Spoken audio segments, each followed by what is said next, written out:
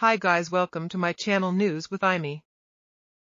Hi, welcome to my channel News with Aimi. Today we start with a historic mission to the moon and the launch of India's Chandrayaan-3 spacecraft. This is the moment that it took off. Just under an hour ago it entered Earth's orbit shortly after its India's second attempt at a lunar landing, and if it's successful the craft will deploy a rover near the moon's south pole next month, and India will become only the fourth country, behind the US, the former Soviet Union and China, to manage a controlled lunar landing a little earlier. Like, share, and subscribe the channel for more updates.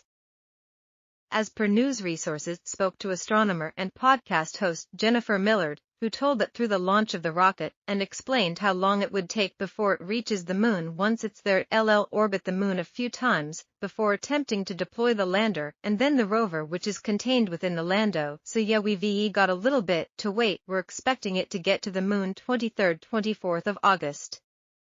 That's the rough timeline, and then hopefully India will become only the fourth nation to have a successful soft landing on surface of the moon, which is absolutely incredible. Before the US, Russia and China that have achieved this, and India are going for, as we know they haven't done too much in terms of space exploration, so this is a really ambitious mission, but that's what they tend to do. As we know, they were the first Asian nation to reach Mars as well. They've got an orbiter around the moon now that's been operating for over 3 years very successfully as part of Chandrayaan-2, so expect great things from India and space in the future. So, it was actually the Chandrayaan program that discovered water at the south pole of the moon and concretely discovered water on the moon.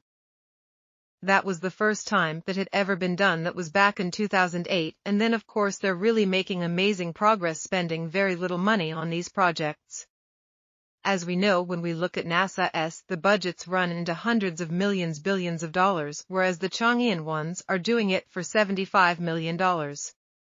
So again, it's doing things like taking their time, so using the least amount of fuel possible. That cuts down on the budget. Using smaller craft to this rover is not the sort of size of a car that you would expect with the Martian rovers. This one is on its biggest dimension. It's about 1 meter long, and so then that reduces the cost as well. Lower mass as well is always cheaper, and it's very, very specific targets. We only expect this rover to be working for 1 lunar day. That's one of the things with the timing of this mission as well, is to get there for the start of a lunar days. We've got that full 2 weeks to make the most of all of that solar power to charge the batteries, and so it means that India can do these extraordinary missions and extraordinary science on a very low budget, and does show that you don't need to spend all of this money necessarily to do amazing exploration in space. This is all in this news update. For now we will take a break. Thank you for watching our news updates. Kindly follow and subscribe the channel for more news and updates from around the world.